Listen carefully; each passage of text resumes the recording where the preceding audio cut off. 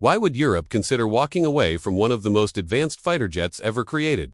The F-35 Lightning II, a fifth-generation stealth fighter, was supposed to be the gold standard, a universal answer to modern air combat for U.S. allies. It has radar-evading stealth, real-time data sharing, precision targeting, and deep integration with NATO systems. And yet, beneath its shiny exterior, a storm has been brewing in Europe. Quiet meetings, defense reviews, public debates. Countries that once lined up to buy the F-35 are now having second thoughts. Not because it isn't powerful, not because it isn't advanced, but because power and politics don't always fly in formation. The F-35 program has long been a symbol of American military dominance, but also of cost overruns, delays, and technological When it was first pitched to European nations, it was advertised as the futurist single jet that could serve air forces, navies, and marines alike. Countries like the United Kingdom, Italy, the Netherlands, Norway, and Denmark were among the earliest adopters. Billions of euros were committed, squadrons were trained, and runways were modified.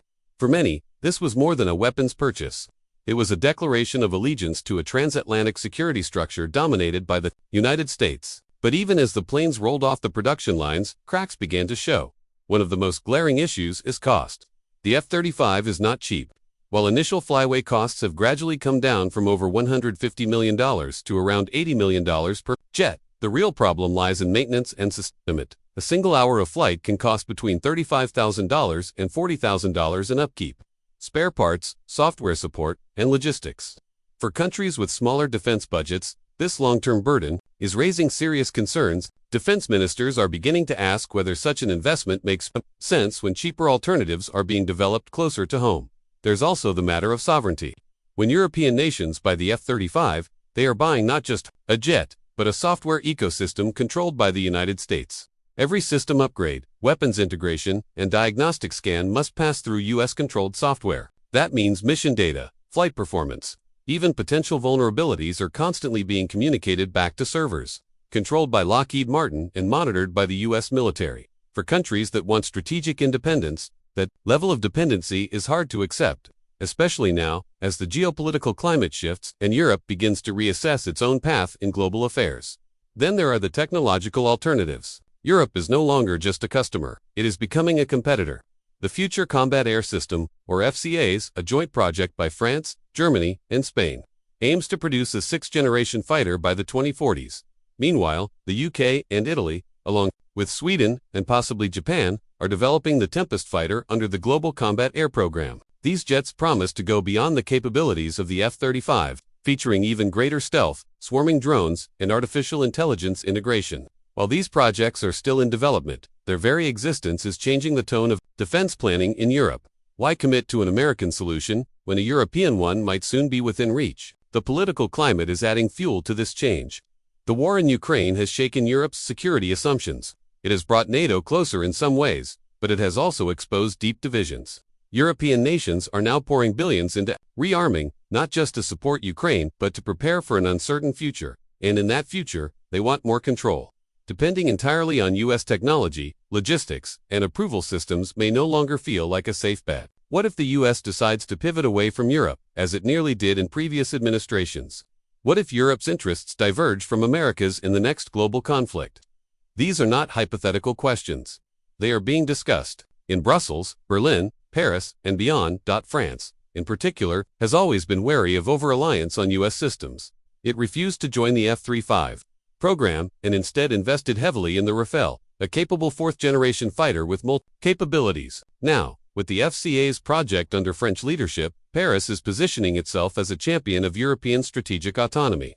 Germany, long a customer of American hardware, recently bought F-35s to replace its aging Tornado fleet, but that decision was controversial. Many German lawmakers argued that it undercut the very European defense initiatives the country claimed to support. The conversation isn't just about jets, it's about identity, independence, and long-term direction.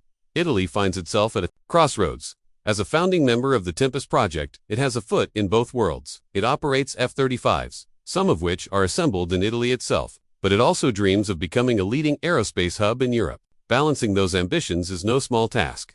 Meanwhile, countries like Switzerland, which chose the F-35 in a hotly contested political process, are facing backlash from citizens and politicians who feel the decision was rushed or ideologically driven. Similar debates are unfolding in Finland and Belgium, where the role of U.S. influence in defense procurement is under renewed scrutiny. Then there's the digital battlefield. The F-35 was designed with network-centric warfare in mind. It's less of a fighter and more of a flying sensor node. It gathers massive amounts of data and shares it with other assets in real time. That's powerful but also potentially problematic. European nations worry about data ownership, cybersecurity, and interoperability with their own systems. If you can't fully control or modify your fighter jet's software, are you really in command of your air force? This digital dependence also raises fears about backdoors, kill switches, or even hidden limitations in wartime. What happens if a future European conflict isn't fully supported by Washington?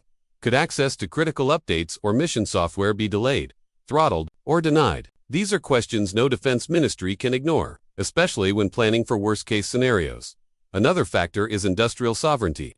Every euro spent on an American jet is a euro not spent on domestic aerospace jobs, research, and innovation. European defense industries want a bigger slice of the pie. Politicians are under pressure to buy European-made equipment, not just for national pride, but for economic security. Programs like FCAS and Tempest aren't just about aircraft. They're about building ecosystems of suppliers, engineers, and scientists across Europe. They are about creating a defense future that is made in Europe. Still, walking away from the F-35 isn't easy. The jet offers capabilities that no current European platform can match. Its stealth is unmatched, its sensors are among the best in the world, and its battlefield integration gives it a decisive edge. For missions that require deep penetration into enemy territory, like suppressing enemy air defenses, the F-35 remains the best option available. NATO's interoperability is another challenge. Many air forces train together, fly together, and rely on shared infrastructure. Leaving the F-35 program could complicate that entire structure. Moreover, the F-35 isn't just a weapon, it's a diplomatic tool. Buying American jets often comes with enhanced defense ties, intelligence sharing, and political goodwill. For smaller nations, being part of the F-35 club means having a stronger voice within NATO. It means getting access to American support in times of crisis. Turning away from the F-35 might mean turning away from those benefits to DOT, and yet, the conversation is changing. Europe is no longer satisfied with simply following the U.S. lead. It wants a voice. It wants options. It wants security based on partnership, not dependency. That's why projects like FCAS and Tempest are so politically significant. They're not just about building a better fighter. They're about building a different future. One where Europe sets its own defense priorities, writes its own software, controls its own data, and defends its own skies with homegrown technology. Public sentiment is shifting too. In many countries, defense procurement is becoming a political issue. Voters are asking why their tax money should fund foreign companies, when local alternatives could provide jobs and technological spend. Defense transparency movements are pushing governments to justify their purchases in public. Leaked emails, internal memos, and policy reports show that F-35 skepticism is growing, even in traditionally pro-American capitals. The next decade will be crucial if European fighter projects stay on schedule and deliver on their promises. The F-35's dominance in Europe may begin to wane. Countries that once saw the F-35 as the only viable option might start canceling future orders, or simply choose not to renew contracts. Others may limit their use of the jet to niche roles while transitioning the bulk of their fleets to polished European designs. Of course, the United States won't sit still. Lockheed Martin continues to improve the F-35.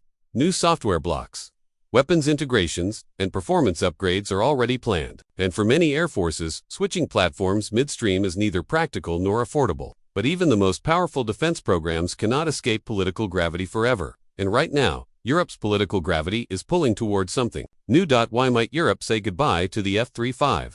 Because it wants more control. Because it's tired of paying for promises that don't always deliver. Because it sees a future where defense means independence, not dependence.